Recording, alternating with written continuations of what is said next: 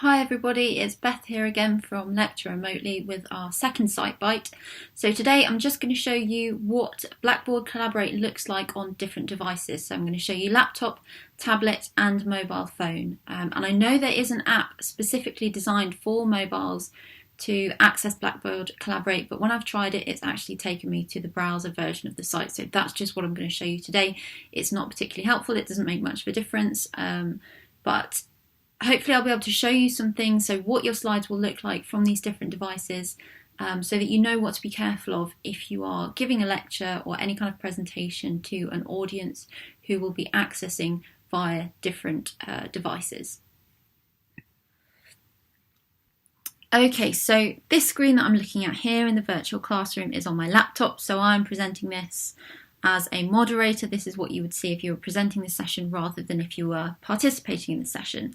And then I've got two other attendees here who are going to be able to show you the view from a mobile phone and from a tablet. So looking at this from the laptop perspective, if you're using a computer, you can probably just about read all of these different font sizes. Obviously font size 10 is looking quite small and font size 32 is looking quite large. When you look at this on the tablet and the mobile, particularly on the mobile, you will be seeing that font size 24 is actually borderline illegible. It's almost too small. So that is something to consider if you have participants who are using a variety of devices to access Blackboard Collaborate. You want to be using font sizes of more towards 30, and on here it looks huge. You're probably going to be thinking that you're not going to have room to write much. It's taking up a lot of the slide. If you're looking at a mobile perspective, anything smaller than that is actually almost illegible, so it's something to bear in mind. The screen in general takes up a much smaller portion of the screen, so that's another thing to bear in mind.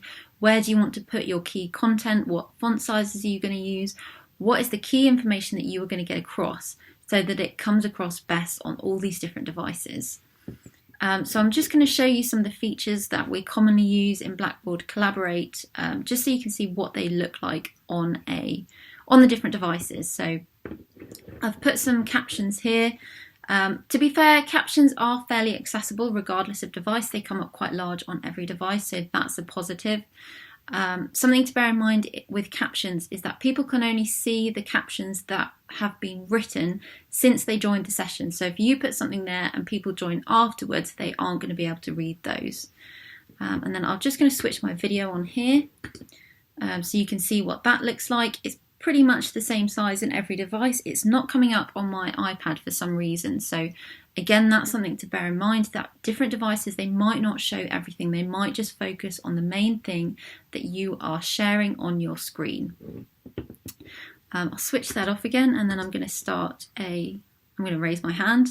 It comes up again on every device, slightly different on the phone. It does start to cover up some of the contents, so some of the options. So again, that's something to bear in mind. If you've got notifications that are up all the time, you might want to remind students to switch those off, and you can do that here in the settings panel. You can switch off all the different notifications, because if you've got an active chat group and that's going to pop up all the time, that might cover quite a lot of screen for the mobile users. And then if I just start a poll here, I'll start a new one. So you can see what that looks like on the different devices. Just do a yes, no. Can you see this on your device? Again, that's actually quite visible again on all of the devices, so that's a positive as well. If I stop that there.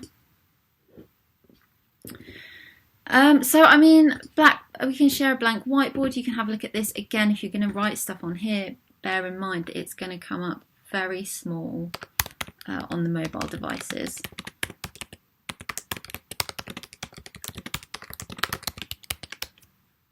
For the mobile participants, for them to draw on the screen, it's actually not working, so that's going to be really difficult.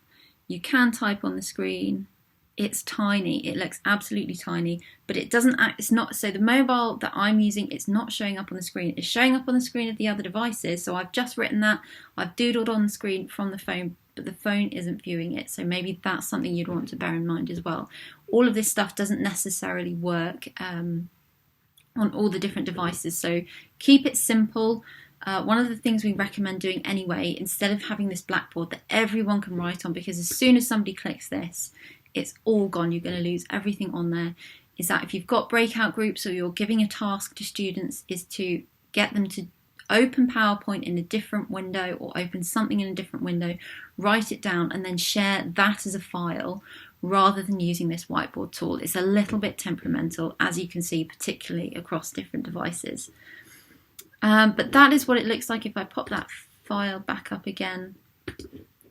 That is what your slides will look like across the different devices. So hopefully that's given you some food for thought about what to include in your device in your PowerPoint when you're sharing across different devices. And if you have any comments, if there's anything else that you want to see, please leave a message below, leave a comment below. You can tweet us, you can email us via our website, and we will be sure to include it in the future.